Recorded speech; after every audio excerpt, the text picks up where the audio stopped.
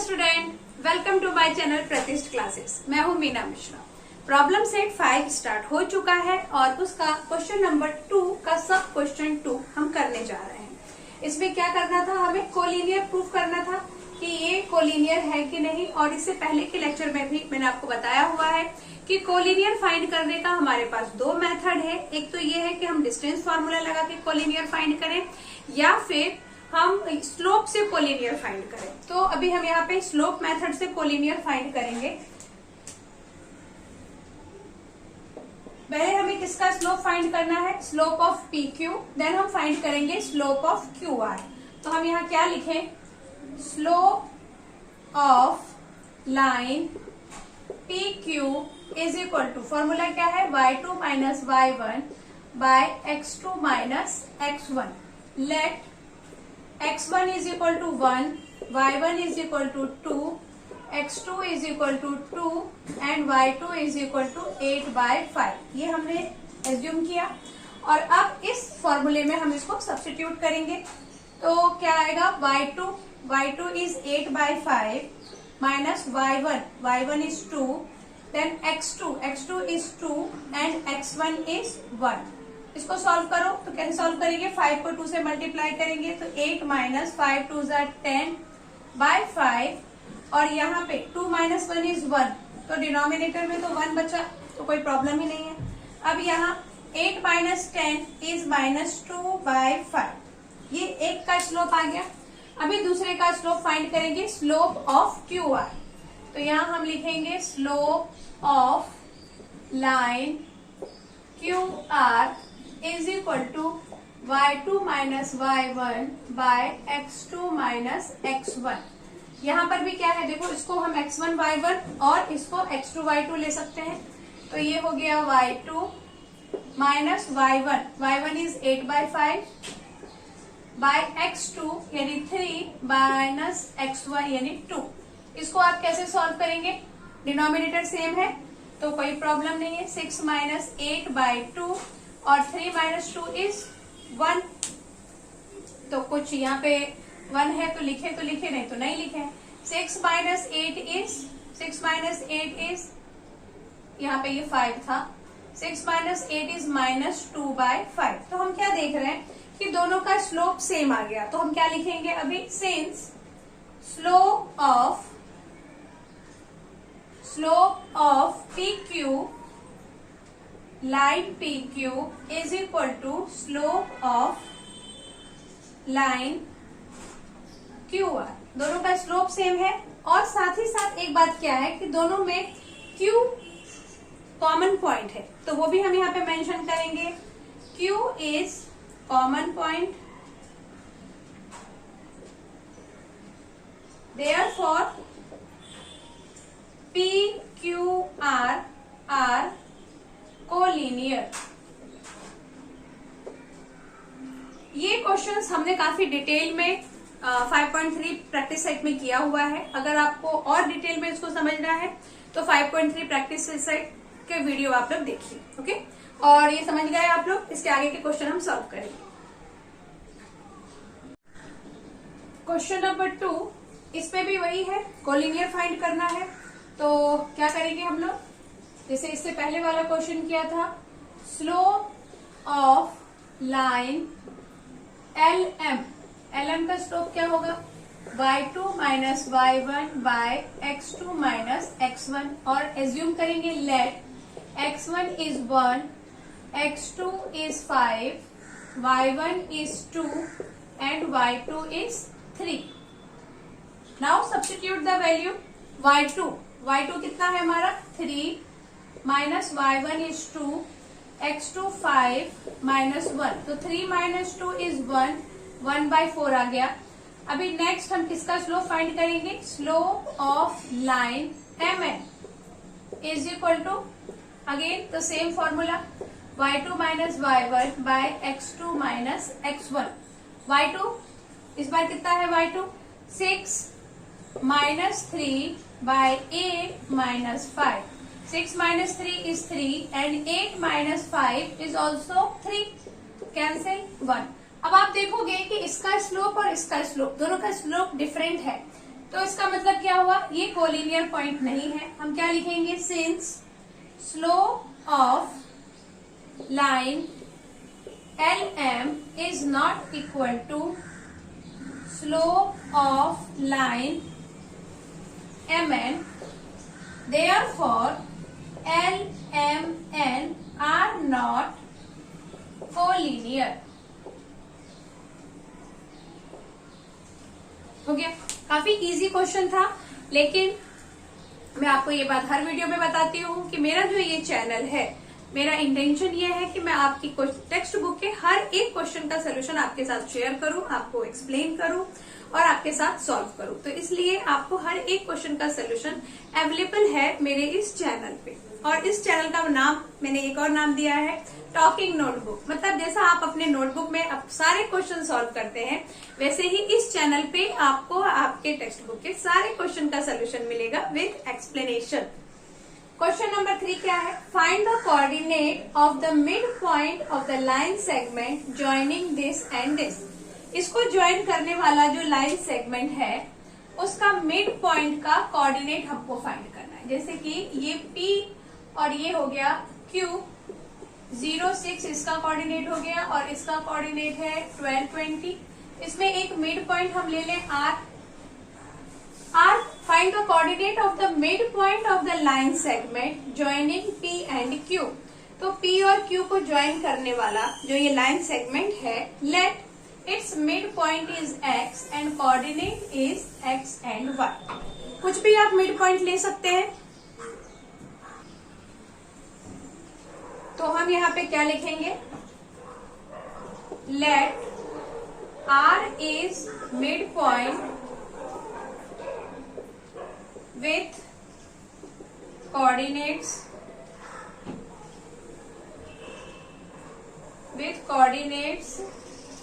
XY। XY coordinate है और ये मिड पॉइंट है, तभी फॉर्मूला कौन सा लगेगा, by mid point formula.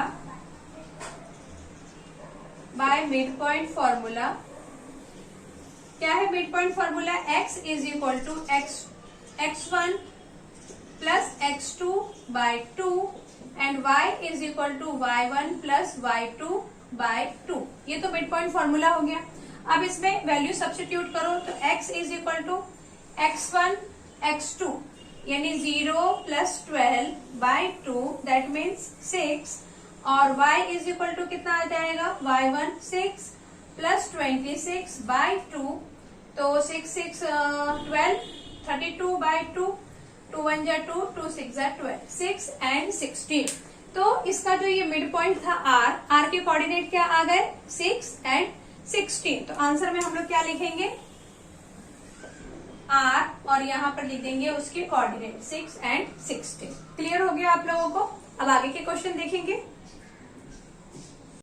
Question number 4, find the ratio in which the line segment joining the point A and B is divided by the y axis। इस question को आपको डायग्राम से ही समझना पड़ेगा। देखो, अगर हम ऐसा समझ लें कि ये हमारे पास एक ग्राफ है, x एक्सिस है और ये y एक्सिस है, ठीक है। अब इसको थोड़ा मैं और बड़ा कर देती हूँ क्योंकि यहाँ पे अभी जरूरत पड़ेगी। ये माइनस में होता है, ये प्लस में होता है, ये चीज आप जानते हैं। अब ये जो कोऑर्डिनेट है, अगर मैं इसको यहाँ पे प्लॉट करना चाहूँ तो x की वैल्यू हमारे 3 से लेके -9 तक गई है। तो यहाँ 1 2 3 4 5 6 7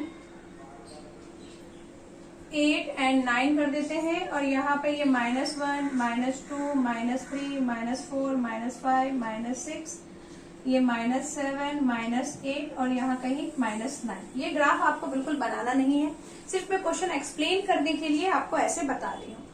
तो ये ऐसा -9 और ये 9 ऐसा हमने प्लॉट कर दिया। अब A जो है हमारा, तो यहाँ पे हमें सिर्फ x की जरूरत 3 तक ही थी, इसलिए इस ग्राफ को थोड़ा मैंने इस तरह से छोटा कर दिया है और यहाँ हमें 9 तक चाहिए था -9, तो इधर हमने ग्राफ बड़ा किया है। मैं ये ग्राफ बना के आपको एक्सप्लेन करना चाहती हूँ कि एक्चुअली क्वेश्चन हमें क्या बोल रहा है और हमें फाइंड कैसे करना है इसको। देखो, ratio in which the line segment joining the point A 3 8। पहले तो हम ये फाइंड करें कि हमारा ये 3 8 पॉइंट किधर आएगा। इसमें x जो है वो 3 है और y 8 है, मतलब हमारा पॉइंट किधर आना चाहिए, कुछ ऐसा यहाँ पर होना चाहिए a पॉइंट। और ये a पॉइंट क्या है, 3 8 कोऑर्डिनेट। b पॉइंट क्या है, -9 एंड 3, तो -9 x -9 और y 3, मतलब ये पॉइंट आपको कुछ इधर मिलना चाहिए।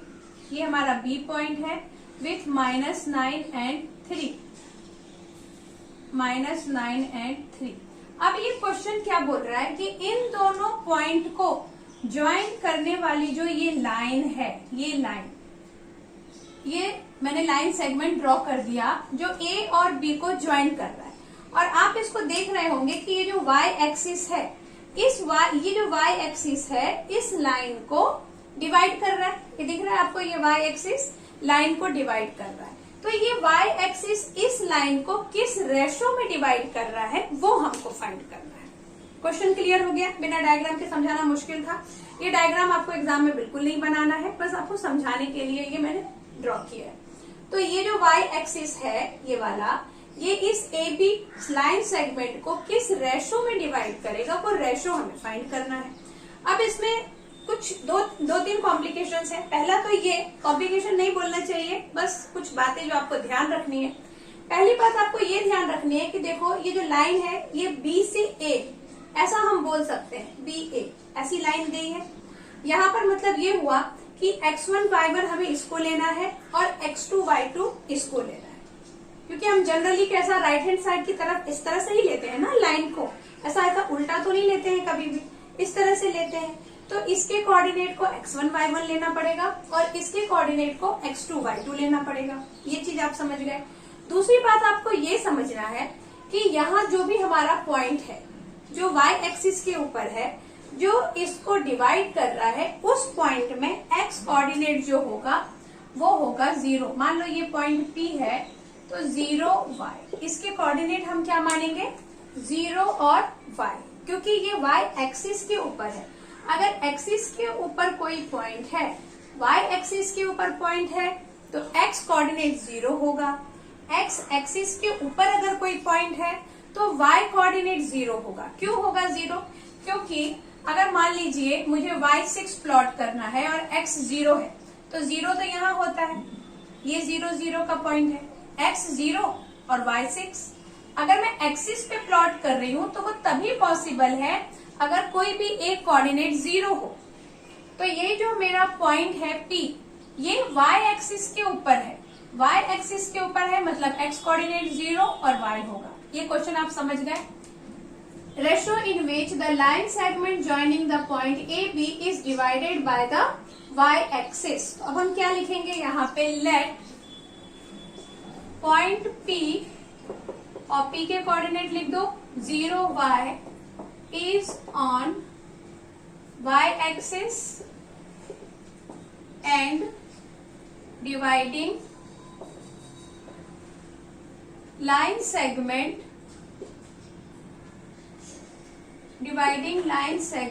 AB। AB को डिवाइड कर रहा है। और अब हम इसका फाइंड कर लेंगे बाय सेक्शन फॉर्मूला।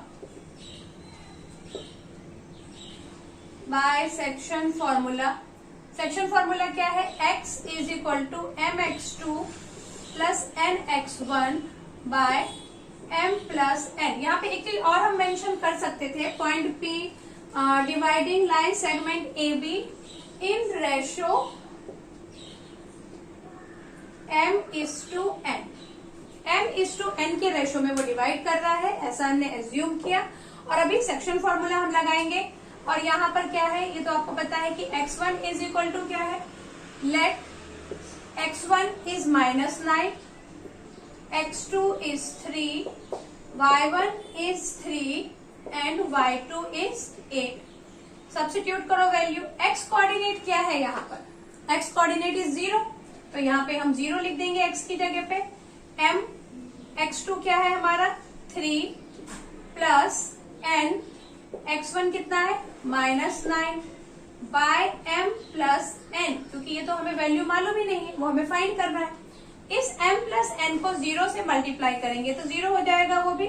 और यहाँ आ गया 3m -9n। अब इसको आप कैसे सॉल्व कर सकते हैं, 9n को अदर साइड ले जाइए तो पॉजिटिव हो जाएगा। m, ये n यहाँ आ गया नीचे, ये 9 है और ये 3 इधर आ गया। ये तो आप काफी टाइम बार कर चुके हैं कि m, ये n इधर आया और ये 3 इधर चला गया। इसको फिर कैंसिल करो, 3 1 जा 3, 3 3 जा 9, तो कितने का रेशो आ गया, m/n इज इक्वल टू 3/1, मतलब 3:1। किस रेशो में डिवाइड करेगा, ये 3:1 के रेशो में डिवाइड करेगा। क्वेश्चन आपको समझ में आ गया। ये डायग्राम समझना बहुत जरूरी था, क्योंकि अगर हम ए बी लेते, मतलब हम डायग्राम नहीं बनाते और सिंपल हमने ए बी लाइन लिया, तो आप ए के कोऑर्डिनेट को पहले लिखते और बी के कोऑर्डिनेट को बाद में लिखते, इसको x1 y1, इसको x2 y2 लेते, तो आपका जो बुक का आंसर है वो कभी नहीं आता। तो इसलिए आपको और ये समझना जरूरी है कि किस तरह से ये प्लॉट होगा। जब हम डायग्राम बनाएंगे तभी हमें पता चलेगा कि बी पॉइंट हमारा पहले आएगा और ए जो पॉइंट है वो बाद में मिलेगा। ओके, क्लियर हो गया क्वेश्चन? ठीक है, अभी आगे के question. Question number 5, find the point on x axis which is equidistance from P and Q। इसको भी डायग्राम बना के हम बस समझ लेते हैं थोड़ा सा। ये एक्स एक्सिस है और इस एक्स एक्सिस पे कोई भी एक पॉइंट है, मान लो कि वो पॉइंट क्या है, P, और ये तो वाई एक्सिस है, आप जानते हैं ये सब कुछ। P एक पॉइंट है जो क्या है, equidistance from P and Q, P and Q। अभी ये P वैसे कार्य से ये जो P है वो हमें, अच्छा ये PQ दिया हुआ है तो इसको हम R ले लेते हैं। ये जो P के पॉइंट है ये कहाँ मिलेंगे हमें, देखो x2 है, यानी x2 इधर कहीं होगा, ये y मान लो इधर है, यहाँ हमको P मिलेगा 2 - 5 और Q क्या है, -2 है। -2 मतलब इधर किधर, मान लो -2 है, ये हमारा -5 है और ये हमारा 2 है और यहाँ पे ये 9 है, इधर 9, तो इसका पॉइंट किधर मिल गया, इधर। ये हमको मिल गया पॉइंट Q -2 और 9 कोऑर्डिनेट के साथ, और P मिल गया 2 एंड -5 के साथ। ये प्लॉट करना आपको जरूर आता ही होगा, और अगर आपको इसमें कुछ भी डाउट है तो इसकी वीडियो बने हुए हैं, आप उस पर जाके इसको बहुत अच्छे से समझ सकते हैं। लेकिन फिर भी डाउट आता है तो कमेंट सेक्शन में लिख दीजिए, या फिर मुझे मेल करिए, या इंस्टाग्राम में जो इंस्टाग्राम का आईडी दिया हुआ है आप वहां पर भी मैसेज कर सकते हैं। तो क्या करना है, देखो इस R पॉइंट से ये P और Q जो है वो इक्विडिस्टेंस है, ये इन्होंने हमें बता दिया है। अब इस डायग्राम में तो खैर ये इक्विडिस्टेंस नहीं दिख रहा है, लेकिन एक्चुअली ये R पॉइंट से इक्विडिस्टेंस है। ये R ऐसे कहीं होगा जहां से ये इक्विडिस्टेंस होगा। Which is equidistance from this and this, तो हमें इसके कोऑर्डिनेट फाइंड करने हैं, पॉइंट R के कोऑर्डिनेट फाइंड करने। अब ये R पॉइंट का कोऑर्डिनेट क्या होगा, x और y हम ले सकते हैं, बट यहाँ पर y कोऑर्डिनेट तो 0 हो जाएगा, सिर्फ x का कोऑर्डिनेट रहेगा। क्यों y 0 हो जाएगा, अभी हमने डिस्कस किया था कि ये x एक्सिस के ऊपर है पॉइंट, x एक्सिस के ऊपर पॉइंट है, मतलब y यहाँ पे 0 होगा, तभी कोई पॉइंट x एक्सिस पे हो सकता है। तो r के कोऑर्डिनेट क्या हो गए, x 0 हो गए, और हमें क्या करना है, find the point on x axis which is equidistance from this and this. यहाँ से ये इक्विडिस्टेंस है। अब इसमें कौन सा फॉर्मूला लगाएं, साफ लिखा हुआ है इक्विडिस्टेंस, मतलब डिस्टेंस के बारे में बात की हुई है कि डिस्टेंस इक्वल है, तो डिस्टेंस का फॉर्मूला लगा देंगे। इसका इन दोनों का डिस्टेंस फाइंड करेंगे और इन दोनों का डिस्टेंस फाइंड करेंगे, मतलब QR और PR दोनों में डिस्टेंस फॉर्मूला लगा के और फिर हम आगे सॉल्व करेंगे। तो ये क्वेश्चन आपको समझ में आ गया कि एक्स एक्सिस पे एक पॉइंट है R, और वो ये जो दो पॉइंट हैं इनसे इक्वी डिस्टेंस है, इक्वल डिस्टेंस पे ये है, तो हमें R के कोऑर्डिनेट फाइंड करने हैं। तो हम अब स्टार्ट करेंगे हमारा सोल्यूशन। पहले तो एज्यूम कर ले, late R is equidistant point. R is equidistant point from P and Q. Coordinates of क्या होगा कोऑर्डिनेट x एंड 0। ये तो हो गया। अभी distance formula, distance of P are, distance of P are क्या हो जाएगा, x2 माइनस x1 का whole square plus y2 minus y1 का whole square. Let x1 is equal to क्या ले ले, कुछ भी ले सकते हैं, 2, x2 हो गया x और y1 हो गया यहाँ पर -5 और y2 हो गया 0। तो distance of P are is equal x2 minus x1 का होल स्क्वायर। x2 क्या है, x है, x लिख दो, माइनस x1 क्या है 2, इसका होल स्क्वायर प्लस y2 मतलब 0 माइनस, तो ये हो जाएगा +5 का होल स्क्वायर। अब इसको जब हम सॉल्व करेंगे तो x माइनस 2 का होल स्क्वायर प्लस 5 का होल स्क्वायर, तो कैसे सॉल्व करें, इसको तो ब्रेक करना पड़ेगा a माइनस बी के होल स्क्वायर से। तो a स्क्वायर माइनस 2ab, तो 2 2 ज़ा 4x प्लस b स्क्वायर मतलब 4। ये तो आपको एक्सपांड करना आता ही होगा। आगे प्लस 5 5 ज़ा 25। अब हम यहाँ पे क्या करेंगे, x square minus 4x plus 25 plus 4 कितना हो जाएगा 29। तो एक तो ये इसका डिस्टेंस आ गया। अभी हम दूसरा डिस्टेंस फाइंड करेंगे, डिस्टेंस ऑफ, अभी हमने पी आर फाइंड किया, अब Q R. Distance of Q R is equal to, यहाँ मैं फॉर्मूला नहीं लिख रही हूँ, डायरेक्ट वैल्यू पुट कर रही हूँ। क्यू आर है तो x2 माइनस 2 माइनस x का होल स्क्वायर प्लस, या फिर इसको x माइनस 2 ले लो, ये x2 माइनस x1 का होल स्क्वायर, तो x प्लस 2 का होल स्क्वायर प्लस क्या हो जाएगा y2 माइनस y1 का होल स्क्वायर यानी -9 का होल स्क्वायर। अब आगे इसको सॉल्व करेंगे, पहले आप इसका स्क्रीनशॉट ले लीजिए फिर आगे बढ़ते हैं। हाँ, तो क्या लिखेंगे, distance of Q R is equal to root, again इसको x प्लस 2 के होल स्क्वायर से एक्सपांड करेंगे, तो x स्क्वायर 2 2 ज़ा 4x प्लस 4 प्लस 9 9 ज़ा 81, ये हो गया। अभी ये चीज हमें दी हुई है कि distance of P are and distance of Q are ये इक्वल है। अभी हमने समझा था ग्राफ में कि जो आर पॉइंट है वो पी और क्यू से इक्वल डिस्टेंस पे है, इक्वल डिस्टेंस का यही मतलब होता है। तो यहाँ हम क्या लिखेंगे, इट इज गिवन दैट, क्या दिया हुआ है कि distance of Q R is equal to distance of P R. अब दोनों की वैल्यू यहाँ सब्स्टिट्यूट कर दो, डिस्टेंस, तो therefore distance of Q R का square is equal to distance of P R का स्क्वायर। ये स्क्वायर क्यों करने की जरूरत पड़ी, क्योंकि दोनों में रूट है।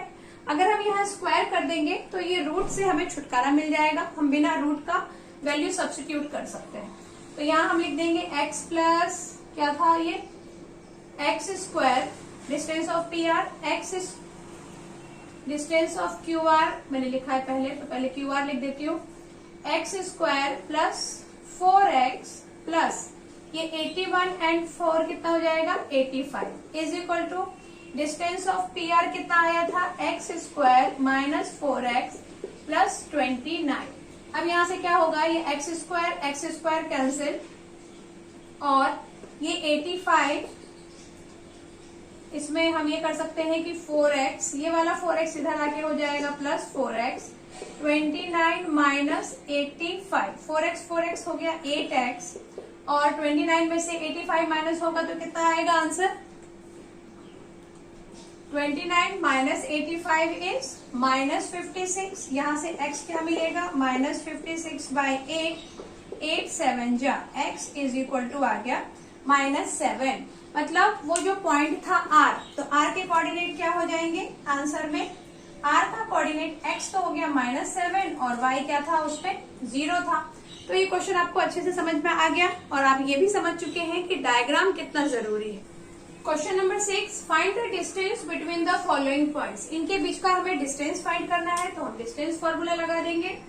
अब भी हमने डिस्टेंस फॉर्मूला यूज किया था, distance of A B is equal to क्या है distance formula, x2 minus x1 का whole square plus y2 minus y1 का होल स्क्वायर। इसको थोड़ा मैं और ठीक से लिख देती हूँ, y2 माइनस y1 का होल स्क्वायर। अब यहाँ पर वैल्यू सब्स्टिट्यूट करेंगे। Let x1 is a, x2 is 0, y1 is 0 and y2 is a।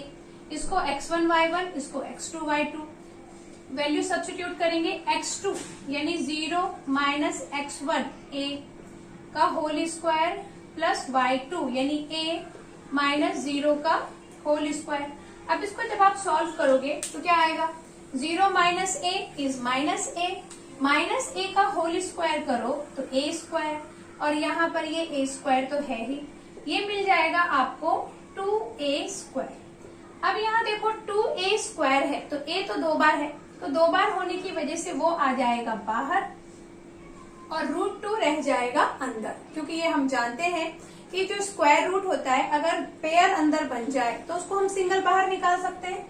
तो a बाहर आ गया और ये √2, तो ये क्या आ गया हमारा, डिस्टेंस ऑफ ए बी आ गया आंसर। नेक्स्ट इसका डिस्टेंस फाइंड करना है, डिस्टेंस ऑफ PQ।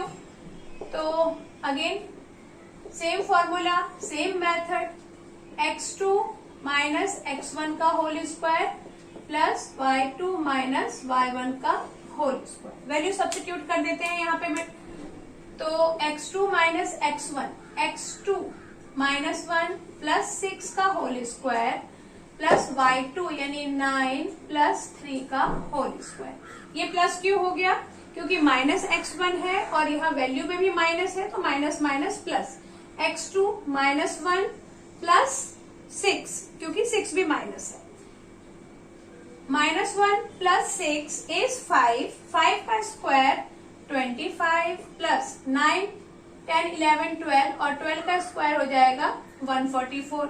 इसको जब आप प्लस करेंगे तो कितना आ जाएगा, 4 प्लस 169 आ जाएगा, और 169 का स्क्वायर रूट होता है 13। अगर आपको याद है तो आप डायरेक्ट लिख सकते हैं, नहीं याद है तो याद करना ही पड़ेगा, क्योंकि इसको तो आप फैक्टराइज भी करेंगे 169 को तो उसको 13 से ही करना पड़ेगा स्टार्ट। आगे ये distance of RS is equal to, direct put कर देती हूँ, x2 माइनस x1 का whole square plus y2 minus y1 का होल स्क्वायर। नेक्स्ट क्या करेंगे, a plus 3a, a plus 3a is 4a का स्क्वायर और यहाँ माइनस 3a का होल स्क्वायर। नेक्स्ट क्या होगा, सॉल्व करेंगे, 4 4 जा 16 a स्क्वायर और ये हो जाएगा प्लस 3 3 जा 9a स्क्वायर। तो 16 और 9 कितना हो गया, 16 17 18 19 20 25, रूट 25a स्क्वायर। अब ये क्या होगा, 25 का रूट होता है 5 और a स्क्वायर का होगा a, तो यहाँ आ जाएगा 5a इसका डिस्टेंस ऑफ RS। तो ये क्वेश्चन आप लोग अच्छे से समझ में आ गया। ओके, बस इस लेक्चर को यहीं पे एंड करते हैं, बाकी के क्वेश्चन नेक्स्ट लेक्चर में। Thanks for watching.